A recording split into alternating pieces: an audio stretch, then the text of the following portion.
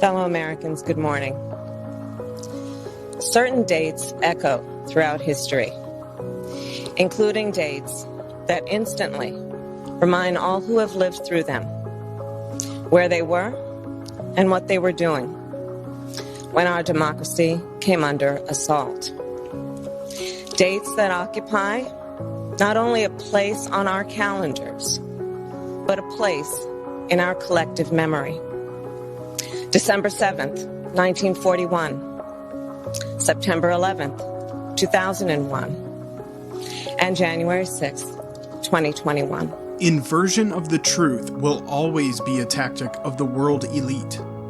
It is a necessary strategy because the truth is what created order out of chaos. Every war fought starts with a false flag operation. You can't, in all seriousness, sit there and try and make out anybody. Okay, let me ask you this, Piers. Wait a minute. Let me ask you something. How much studying have you actually done of 9/11 other than what the government's told you and what mainstream media has told you? I've been studying it 4 years. I was editor of a national newspaper. I've talked to people. Wait a minute. Depth every day for 5-6 months. Really? So I know a lot about it. Well, one then thing how I do come? know is Let me ask you this then. You cannot say that any member of the Bush administration knew it was going to happen or wanted it to happen. It's a ridiculous thing to say. Ridiculous. Okay, let's talk about your BBC. I have a tape of a BBC reporter broadcasting directly back to England talking about a third building has collapsed. World Trade Center Building 7 talks for 7 minutes.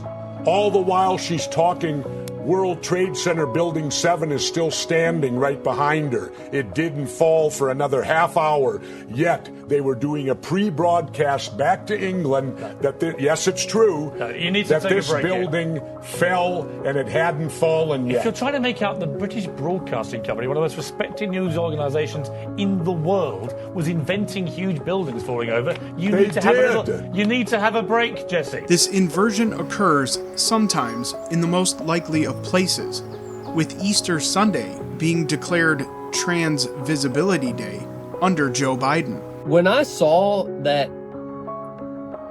the president declared Easter Sunday as the National Day of Transgender Visibility, I didn't know whether to be pissed off or laugh. It's almost like this government is just like, hey, hold my beer, watch this.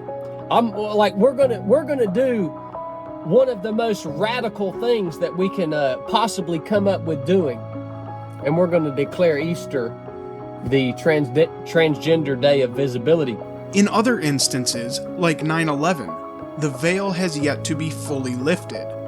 According to some modern biblical scholars, September the 11th is the actual birthday of Christ, not the pagan celebration that takes place on December 25th.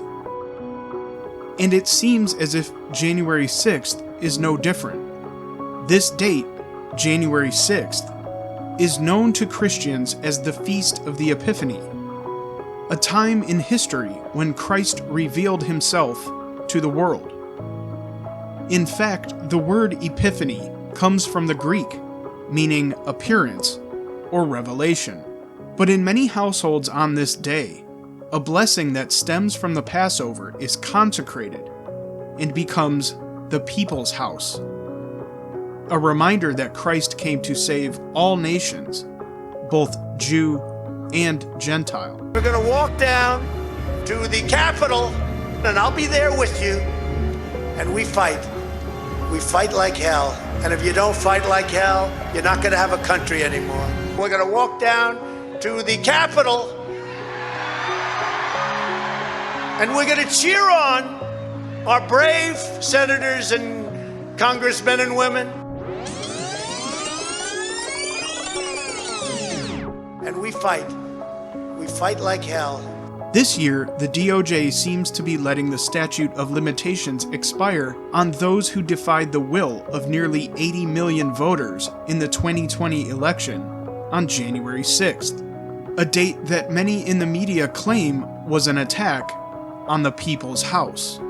Unless an investigation is opened very soon, the voter confidence heading into the midterms will take yet another hit, and the fox will continue guarding the henhouse. Governments were instituted among men and are a necessary truth. What isn't is the official media narrative of these events becoming doctrine. This is James Anthony reporting. Thanks for watching this video. Support the quest of the James Anthony Report by purchasing from one of our Patriot-approved sponsors over at jamesanthonyreport.com or by clicking the link in the description below.